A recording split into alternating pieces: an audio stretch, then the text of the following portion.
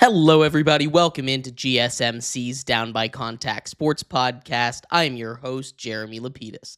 Today is Monday, April 7th. If you were just tuning in, we have a lot to get into. We have, of course, to go over March Madness. The Final Four took place this weekend in what was a very busy weekend of sports that saw records being broken, all-time records. We saw incredible comebacks. We saw a champion crowned, and of course, we saw massive contracts, as well as a championship game set up for tonight in just about 50 minutes. But we're going to get all of that in a second. Before we do, though, remember, if you want to be an even bigger part of the show than you already are, all you need to do is go to gsmcpodcast.net.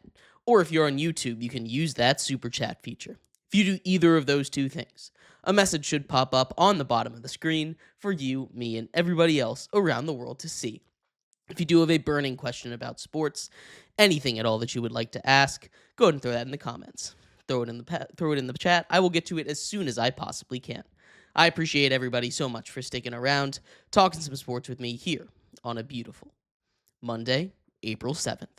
But like I was saying, we are going to get into a little bit here on the Final Four, and it was an incredible Final Four. After a kind of disappointing March Madness, some might say, not many Cinderella stories, all one seeds in the Final Four. We got what was promised. Two incredible games. Let's look at some of the numbers that got us here. First of all 4 one seeds. Of course, we went over this before in our last show on Friday.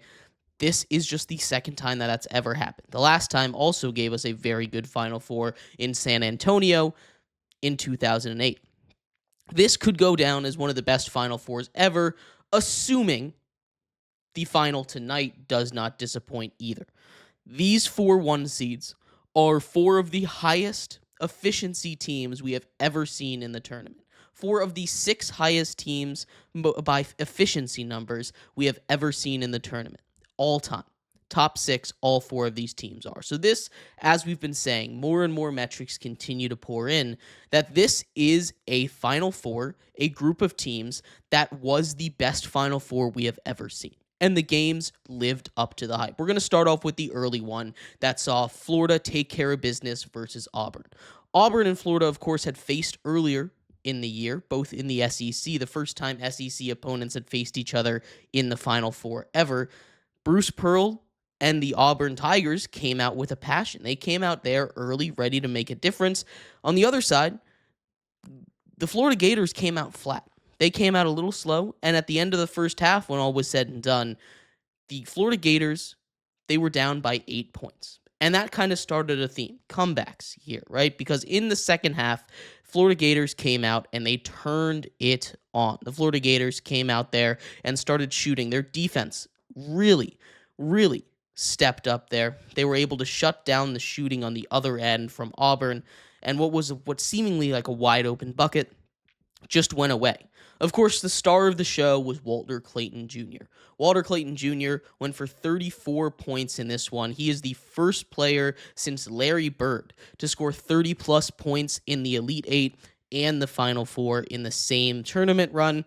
That is an incredible stat. He has been lights out. And if there's one thing to say about this Florida Gators team, it is the fact that this Florida Gators team has been clutch. Clutch is their middle name. They show up when they need to, whether that be Walter Clayton Jr. hitting massive shots against UConn, or whether that be the other players on this team. All of these Florida Gators, really, it's been Clayton Jr. showing up really in the clutch there, but a whole bunch of them, whether that be, again, against UConn, pulling it out there at the end, against Texas Tech, going on that big run with about 3 minutes left in the game to secure a spot in the Final Four, against Auburn, coming back from 8 down, at a point in the second half where Auburn had an 85% chance to win this game.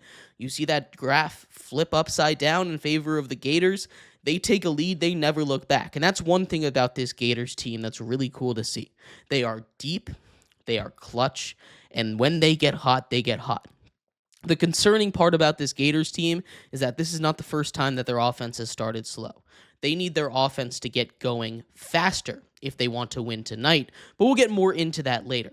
We have to talk a little bit about that Duke-Houston game because that was one of the best games of college basketball we have seen in a very, very long time.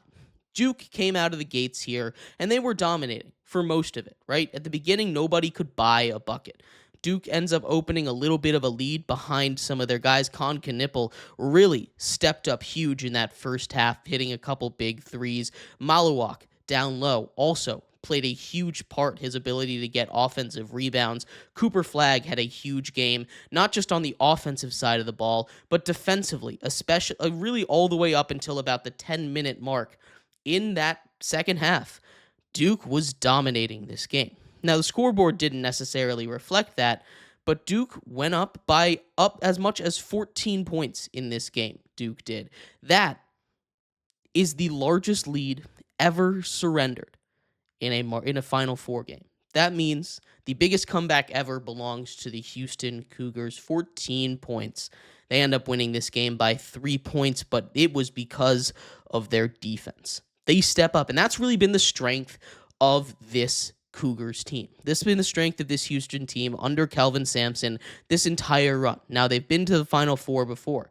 In fact, they've been to the Final Four 7 times now and never won a championship. That is the most out of any program in the NCAA's history. They are the most successful non-championship basketball team in the history of college basketball. This is a very storied program. Of course, you've got Clyde Drexler and Hakeem Olajuwon as some alumni there.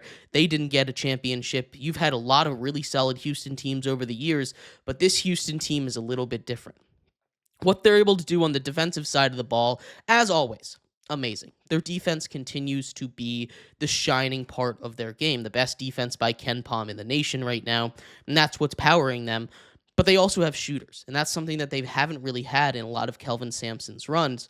It's something that's really cool to see because they're able to go out there and hold Duke to 1 field goal in the last 10 minutes and 30 seconds. But what I really want to focus on, besides their defense, is the whole sequence that got down the stretch of the game. Of course, one of the big calls in that moment was the Cooper Flagg over the back call on a missed free throw, a 1-and-1, when they were trying to close out the game. And that was one of the big things for Duke. Duke hadn't really been in a close game all season long. They had been the most dominant team in college basketball when you look at plus-minus numbers. They've been the most dominant team. They've had the most 20-point victories out of any team in college basketball all tournament long. They hadn't really had to fight to close out a game. They just been the best at getting a lead, extending it, and not letting the other team get too close to them. That's what had been their strength all year. They rode it to the Final Four, but we saw that weakness. They weren't really ready to close out the game. They couldn't inbound the ball. The defense from LJ Cryer and everybody over there on Houston really stepped up down the stretch. Now, that foul by Cooper Flagg, we can talk about it, was a little bit of a weak foul. Maybe it was over the back, but Houston was getting that rebound anyway. 1-and-1, down by 1 point there. He ends up making both, and that's a lead that they never ended up giving back. But it does make it a little bit more suspect. I still think the way that Houston was playing, they would have found a way to win that game. More time would have been off the clock, so it would have been a little bit scarier for them. But Duke had a shot there at the end. They couldn't quite get the ball inbounded, as it has been the whole time, and Proctor just had to put a shot up at the end. Wild shot, way off target. Duke falls. Now the question is about Cooper Flagg. What is he going to do? He, in all likelihood, is going to the NBA draft, but I've heard some rumblings, a little bit of murmurs, and sometimes where there's smoke, there's fire. Maybe he doesn't want to go to the draft. I haven't seen anything out of him that makes me think he's not going to go to the NBA draft, that he's going to come back to college. But sometimes, especially with the fact that NIL is real, they've got a little bit of leverage now, right? The fact that a proposed settlement from literally 3 minutes ago, right before we went live on our show here, came out and said potentially athletes can get 50% of the athletic fund based on revenue and stuff. That is really huge news, and that's something to watch as we get further and further away from the college basketball season.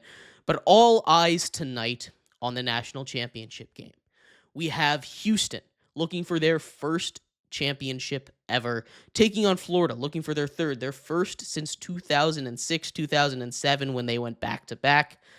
It's going to be an excellent game. We'll talk about that and the women's championship coming up next here on GSMC's Down by Contact Sports Podcast.